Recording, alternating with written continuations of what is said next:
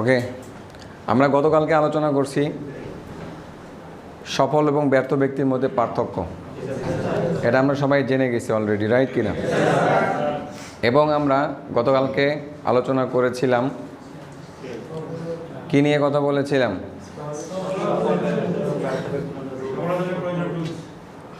Right, সফল হওয়ার জন্য কি কি টুলসের প্রয়োজন, এই টুলস নিয়ে কথা হয়েছে। সফলতার ফর্মুলা নিয়ে কথা হয়েছে এবং সফলতার ধারাবাহিকতা চলছে। কি চলছে? সফলতার ধারাবাহিক। আর একজনও ঢুকতে পারবে না, বন্ধ করে দেন। একজনও ঢুকতে পারবে না ওখানেই, আপনি দাঁড়িয়ে থাকেন। তাহলে সফলতার ধারাবাহিকতা নিয়ে কথা হচ্ছিল, রাইট কিনা? অর্থাৎ নেটওয়ার্ক মার্কেটিং বিজনেসে আপনি যদি সফল হতে চান তাহলে আপনাকে এই ধারাবাহিকতাগুলো মেনে কাজ করতে হবে।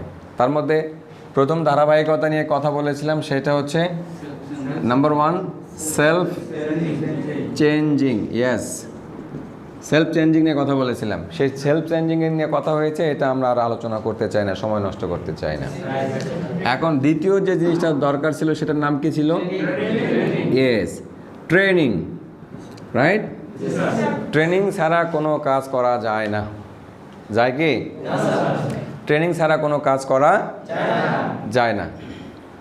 এখন এই ট্রেনিংগুলো আবার কি কি কি কি ট্রেনিং থাকতে হবে? লেখার দরকার নেই, শোনেন মনোযোগ দিয়ে।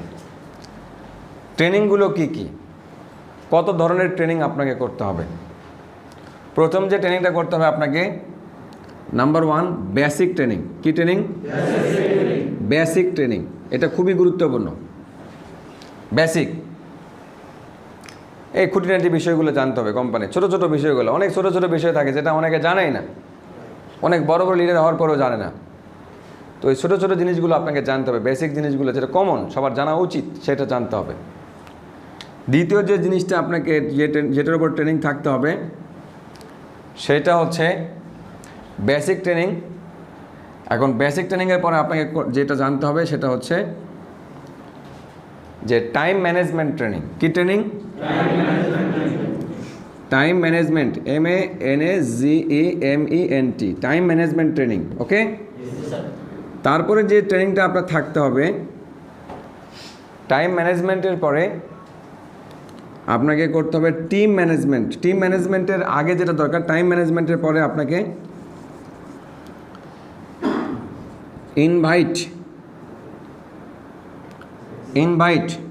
এখন ইনভাইট করার আগে আপনার যেটা দরকার, ধরেন এখানে ইনভাইট লিখলাম, ইনভাইটের আগে আপনাকে কি করতে হবে? ইনভাইট তো আগেই করা যায় না, রাইট কিনা? ইনভাইটের আগে আপনার রিলেশনশিপ দরকার। রিলেশন দরকার আছে না নাই? রিলেশনশিপ দরকার। রিলেশনশিপের আগে কার সাথে রিলেশনশিপ তৈরি করবেন তার জন্য অবশ্যই একটা কি করতে হবে? সিলেকশন দরকার। কি রাইট? সিলেকশন দরকার, মানে বাছাই করতে হবে কাকে আমি ইনভাইট করব। এই বাছাই করার আগে একটা গণ লিস্ট করতে হবে। কি করতে হবে? একটা লিস্ট করতে হবে যে আমি ইনভাইট মানে কি? ইনভাইট মানে হচ্ছে একটা অপরচুনিটি। কি? OPPORTUNITY, opportunity. ইনভাইট মানে একটা কি? অপরচুনিটি। এটা আপনি দিবেন, এই সুযোগ দিবেন। এই সুযোগটা কাকে দিবেন, কাদেরকে দিবেন, তার জন্য একটা লিস্ট করতে হবে।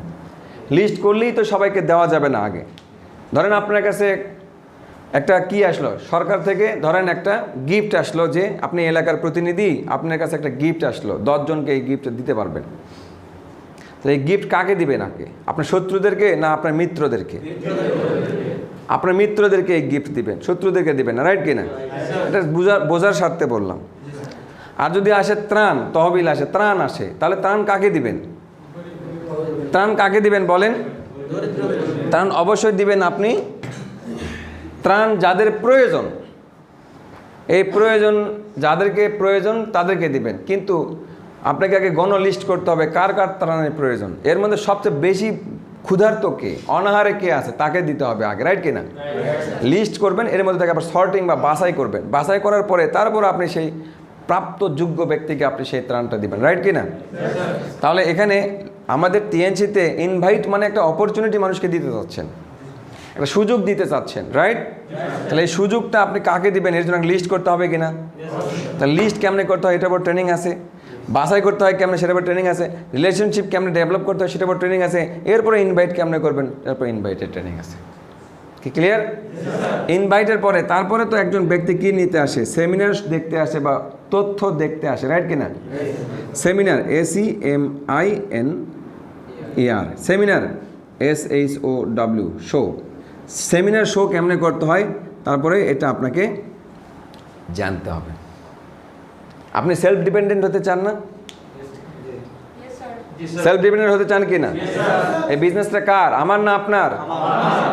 যেদিন থেকে মনে করবেন এই বিজনেসটা আমার, তখন থেকে আপনি এগুলো সব শিখবেন।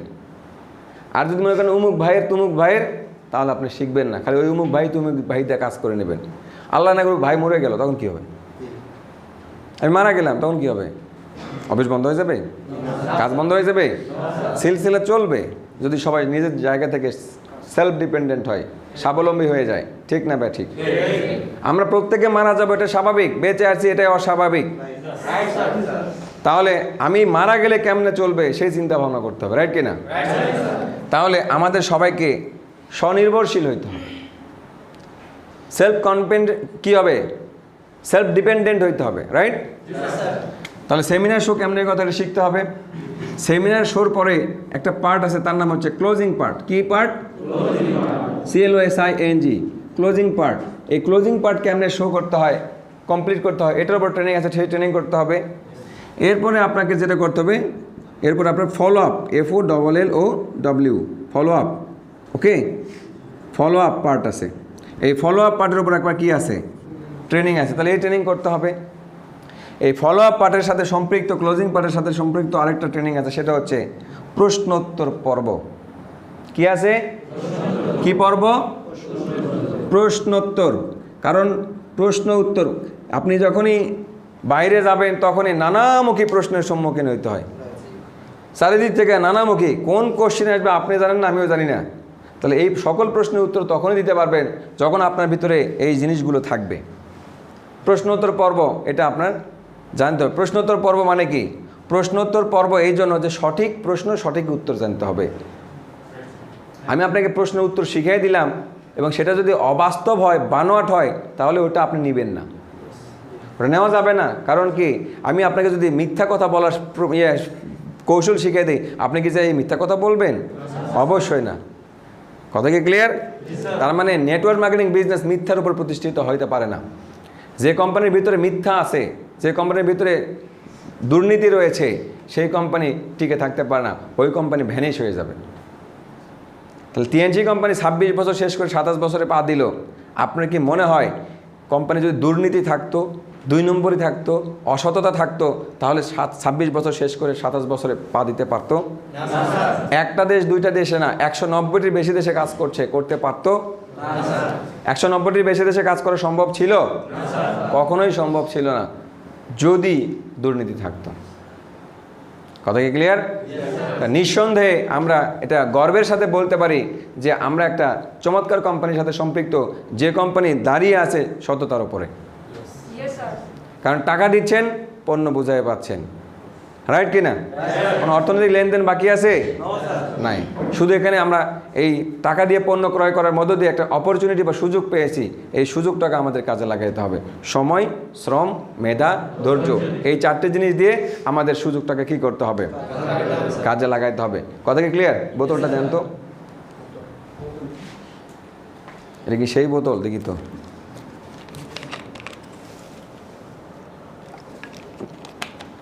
সেই বোতল, স্যালাইন বোতল, বুঝছি। তো তাহলে ক্লিয়ার? এই ট্রেনিংগুলো, এর সাথে আরও কী কী ট্রেনিং আছে? এরপর আছে টাইম ম্যানেজমেন্ট ট্রেনিং, এটা বলছি না?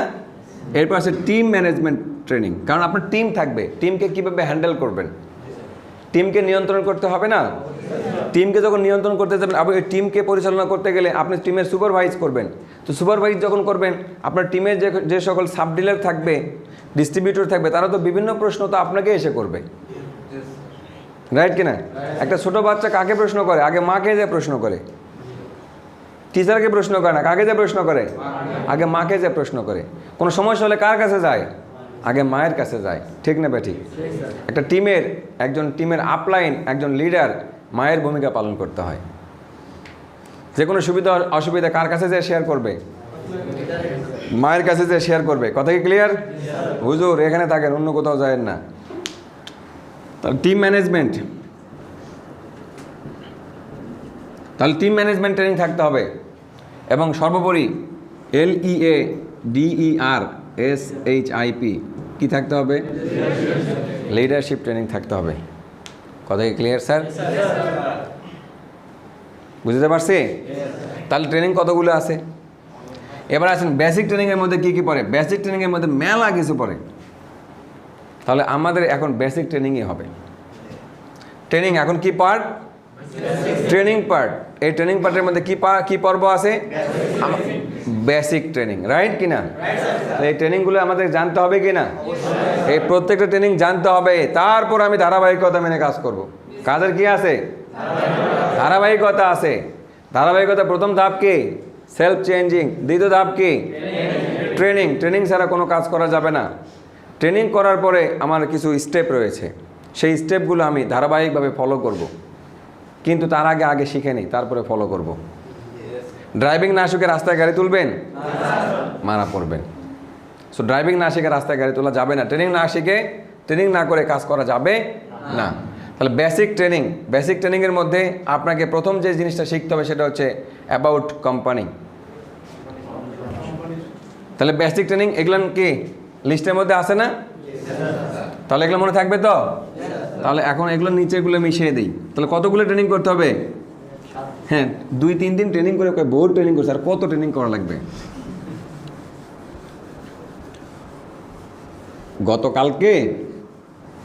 গতকালকে আমরা অফিস পরিষ্কার করতেছিলাম। একজন মুছনি দিয়ে এরকম করে মুছতেছে, মনে হচ্ছে জীবনে মুছনি ধরেনি। পরে বলতে সত্যি ধরিনি। প্রথম তো তাই। ওটাও দেখাই দিলাম কেমনে সুইপারের মতো করে মুছতে হয়, ওটার মধ্যে ট্রেনিং আছে। তখন একজন এসে বলতেছে এটাও ট্রেনিং। আমি বললাম জি। একটা ছোট্ট বাচ্চাকে মানুষ করতে একটা মায়ের বাপের যেরকম পরিশ্রম করতে হয়, নেটওয়ার্ক মার্কেটিং বিজনেসে একটা কমপ্লিট লিডার তৈরি করতে ঠিক ওই রকমই পরিশ্রম করতে হয়। বুঝতে পারছি? প্রত্যেকটা জায়গায় ট্রেনিং করতে হয়, ফরজ সুন্নত জ্ঞান শেখাইতে হয়, কখন জুতা খোলা লাগবে, কখন জুতা পরতে হবে, সবই শেখাইতে হয়। কথা কি ক্লিয়ার? এই হচ্ছে বিষয়। তো আমরা এখন বেসিক ট্রেনিংগুলো শিখবো। ওকে? তো বেসিক ট্রেনিংয়ের মধ্যে প্রথম কি? অ্যাবাউট কোম্পানি সম্পর্কে আমাকে ভালো করে জানতে হবে। কোম্পানি সম্পর্কে যদি আপনার কোনো ঈমান যদি দুর্বল থাকে তাহলে আপনি কাজ করতে পারবেন না।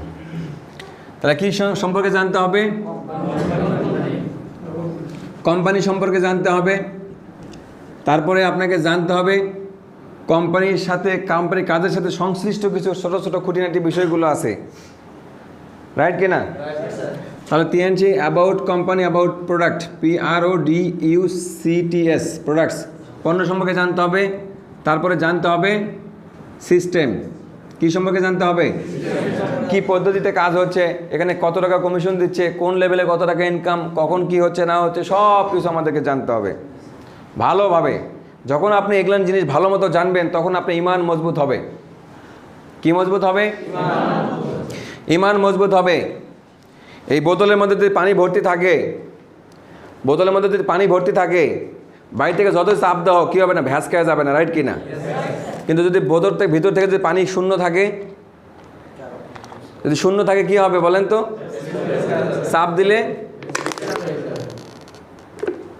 ক্যান যেমন ভ্যাস খেয়ে যায় এরকম ভ্যাস খেয়ে যাবে, রাইট কি না? TNC সম্পর্কে যখন আপনি জানবেন তখন আপনি ভিতর থেকে সমৃদ্ধশালী। বাইরে থেকে চাচাতো ভাই যতই বলুক কই গেছিলি, এ সকল কোম্পানি কিন্তু থাকে না, আসে চলে যায়, সাবধান। তখন আপনি মনে মনে হাসবেন আর মনে মনে বলবেন, কিন্তু মুখে বলবেন না। মনে মনে কি বলবেন? রাম ছাগল। জানে না তো, না জানলে যা বলে তাই বলবে, রাইট কি না? জ্ঞান দিতে আসছে। একজন ভালো অফিসার, সে তার পোস্টে চাকরি করে, ব্যাংকের ম্যানেজার, সে ব্যাংক সম্পর্কে ভালো জানে, সে নেটওয়ার্ক মার্কেটিং সম্পর্কে কি জানে। একই হসপিটালে চাকরি করে, হার্টের ডাক্তার কিডনি রোগীর চিকিৎসা করে না, কিডনি ডাক্তার হার্টের রোগীর চিকিৎসা করে না, অথচ দুইজনের নাম কি? কলেজে আসেন, ফিজিক্সের টিচার কি ইসলামের ইতিহাসে ক্লাস নেয়? ইসলামের ইতিহাসের টিচার বা হিস্টোরি যে ইতিহাসের টিচার, সে কি ফিজিক্সের ক্লাস নেয়? দুইজনের নাম কি? শিক্ষক, লেকচারার, রাইট কিনা?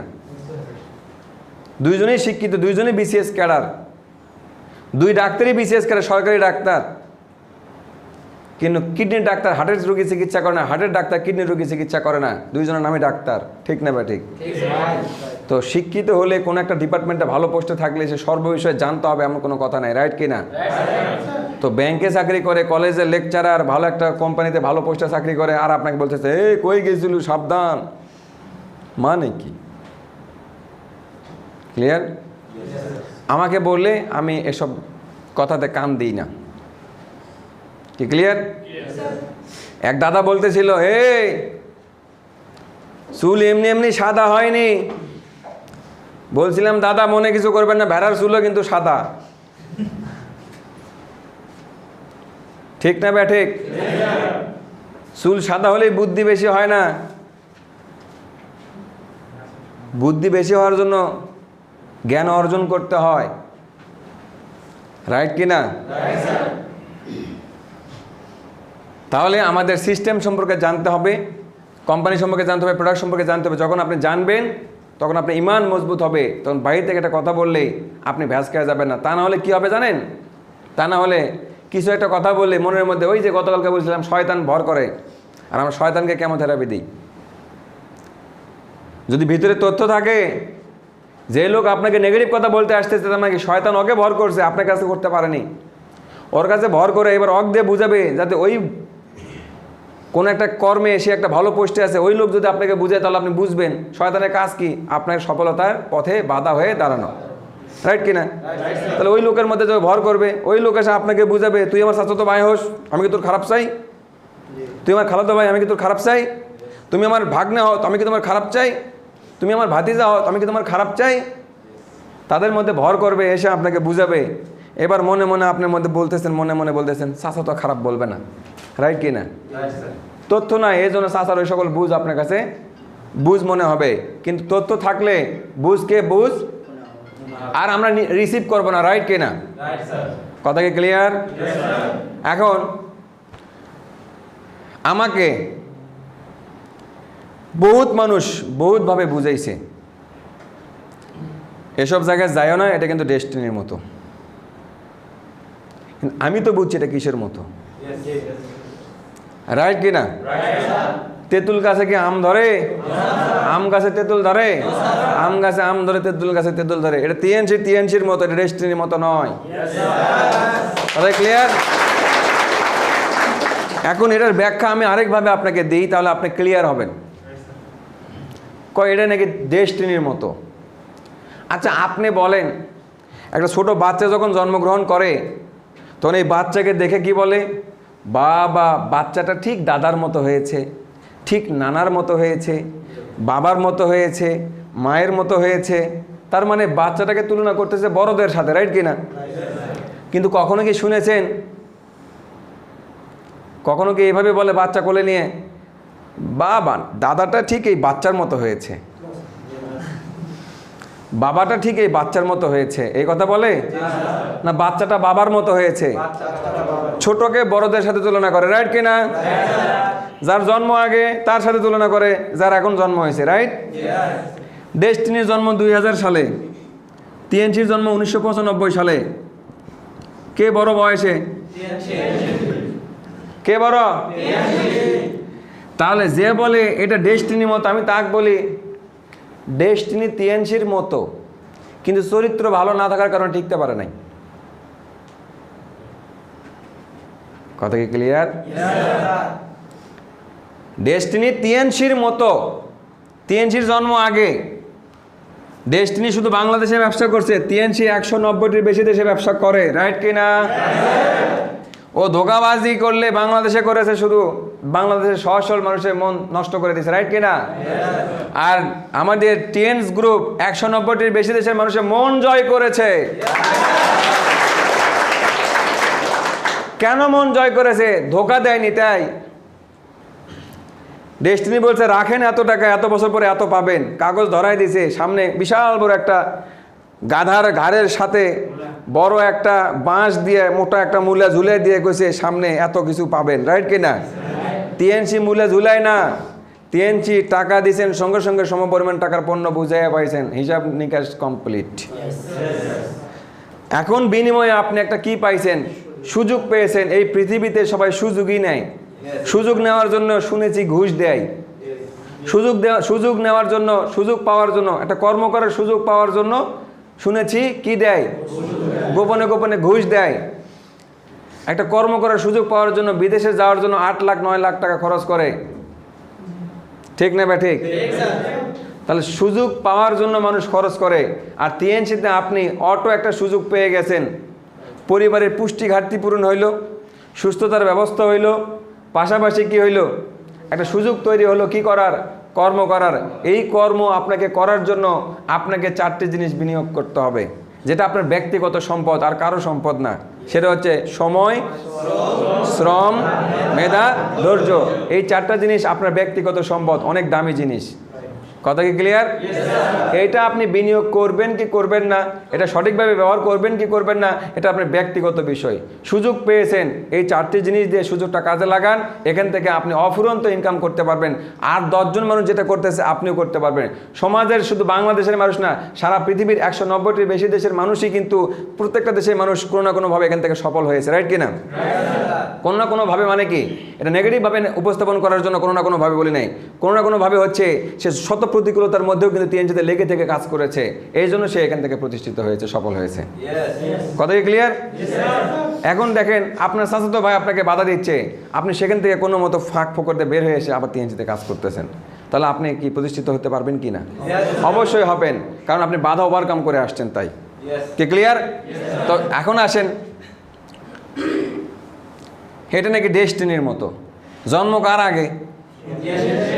বড়কে বলে এটা ডেস্টিনির মতো, কথাই ভুল বলে না?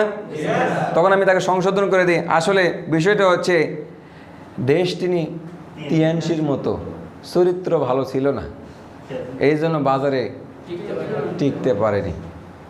এখন 2-1 থেরাপি চলতেছে, হট নিউজ সবাই জানেন, আর কি বলবো, ঠিক না ভাই? ঠিক।